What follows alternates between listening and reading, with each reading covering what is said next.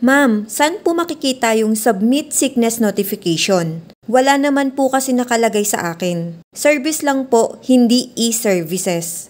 Hi Beb! For today's video, sasagutin natin yung question ni Ma'am Daniela.